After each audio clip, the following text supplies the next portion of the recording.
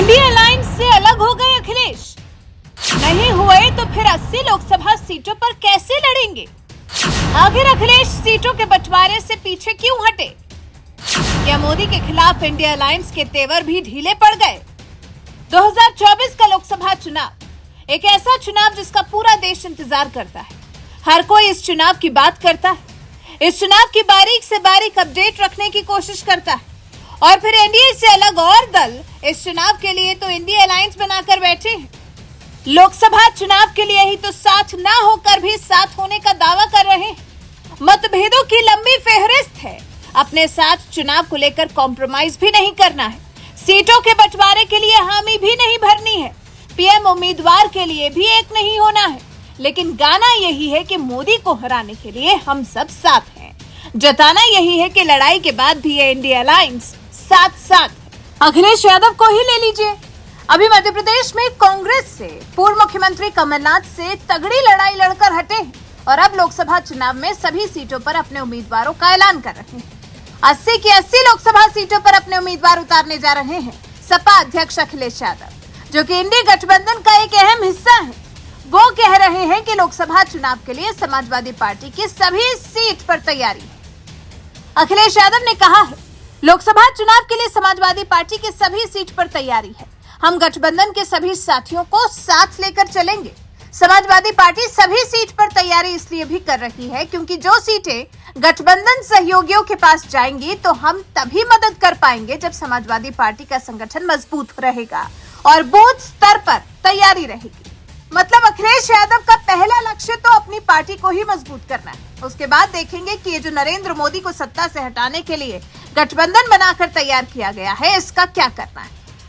अखिलेश कह रहे हैं, अगर तैयारी नहीं होगी तो हम गठबंधन के प्रत्याशियों की मदद कैसे करेंगे। फिर हालांकि ये भी कह रहे हैं कि सपा इंडिया के साथ है और पीडीए हमारी रणनीति है और इसने राजग को परेशान कर दिया है। पीडीए का मतलब है पिछड़ा, दलित और अल्पसंख्यक इंडिया के साथ है।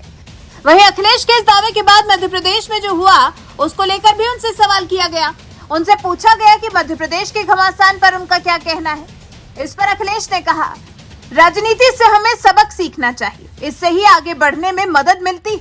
वहीं मायावती से गठबंधन को लेकर भी सवाल पूछा गया कि क्या वो 2024 के चुनाव के लिए मायावती के साथ जा सकते हैं। इस पर अखिलेश का जवाब था कि वो तो पहले ही बहुत आगे बढ़ चुकी हैं, आप उन्हें करीब क्यों लाना चाहते हैं। हालांकि इस सब के बीच में खबर थी कि सपा यूपी की 65 सीटों पर चुनाव लड़ने वाली, लेकिन अब अखिलेश ने अपना मन बदल दिया है। 80 सीटों पर लोकसभा का चुनाव लड़ने का मन बनाया है और अपना दल कमेरावादी को इस लड़ाई में अपने साथ ले लिया। अपना दल कमेरा के सभी नेता कार्यकर्ताओं को बधाई देता हूं। उन्होंने जो संघर्ष का रास्ता अपनाया, जो कभी सपना देखा था सोनेलाल पटेल जी ने, उस सपने को पूरा करने के लिए अपना दल कमेरा के नेता कार्यकर्ता सब लगे हुए हैं।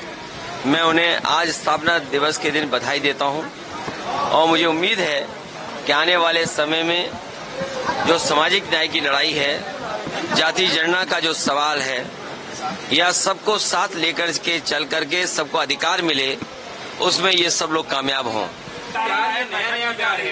कोई नया प्यार नहीं है। मुझे खुशी है इस बात की कि अपना दल कमेरा ने डिप्टी सीएम उत्तर प्रदेश के उनको हराया। ये एक छोटी मामूली उपलब्धि है, एक डिप्टी सीएम को हरा दिया। और भविष्य में आप इनकी ताकत देखेंगे। जो लोग ये बात कर रहे हैं वो घबराहट में हैं, क्योंकि बीजेपी जाने वाली है। जो लोग 14 में आए थे 24 में चले जाएंगे। आज कास्ट सेंसस पे क्या बोल रहे हैं ये लोग, आउटसोर्सिंग पे क्या बोल रहे हैं, प्राइवेटाइजेशन पे क्या बोल रहे हैं। क्या तीनों सवालों का बीजेपी के पास जवाब है क्या कोई? तो कुछ इस तरह से अपना दल कमेरावादी के साथ खड़े दिखाई दे रहे हैं अखिलेश यादव और साथ ही 80 सीटों पर चुनाव लड़ने का ऐलान भी कर चुके हैं। लेकिन इससे ये साफ हो गया है कि अखिलेश चाहे अब कहे कुछ भी ले, अब लोकसभा चुनाव की लड़ाई उन्हें अकेले ही लड़नी है। वो माहौल न बिगड़े इसके लिए इंडिया अलायंस से अलग होना खुलकर स्वीकार भले ही न करे, लेकिन जब 65 नहीं 80 सीटों पर चुनाव लड़ने का ऐलान कर रहे हैं, इसका मतलब तो यही हुआ कि इंडिया अलायंस से अलग हो चुके हैं। अब इंडिया अलायंस रहे या ना रहे, बस अपनी अलग राह पकड़ चुके हैं। वैसे आप अखिलेश के इस फैसले पर क्या कहना चाहेंगे? अखिलेश ने ये जो अपनी राह को अलग कर लिया है, जो 80 की 80 लोकसभा सीटों पर चुनाव लड़ने का मन बना लिया है, इस पर आपका क्या कुछ कहना है? कमेंट कर हमें अपनी राय जरूर बताएं। साथ ही हमारे चैनल को सब्सक्राइब कर बेल आइकन दबाना बिल्कुल न भूलें।